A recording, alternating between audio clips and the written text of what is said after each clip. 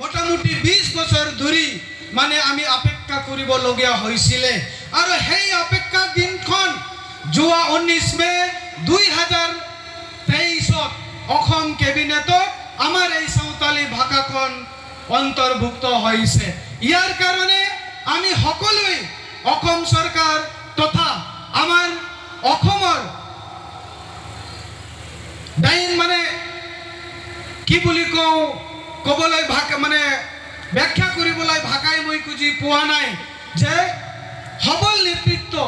কাৰণ এটা সময়ত আপোনালোকে জানে যে আমি এই অসমত কেতিয়াবা কংগ্ৰেছৰ শাসন আছিলে, তেখেতসকলে বহুত দীৰ্ঘদিন শাসন কৰিব, কিন্তু আদিবাসীৰ কাৰণে মই জানাত বহুত মানে যি পাবলগীয়া আছিল আমাৰ সমস্যাবোৰ আছিল, সেই সমস্যাবোৰ সমাধান হোৱা নাই। কিন্তু বৰ্তমান যি মুখ্যমন্ত্ৰী আছে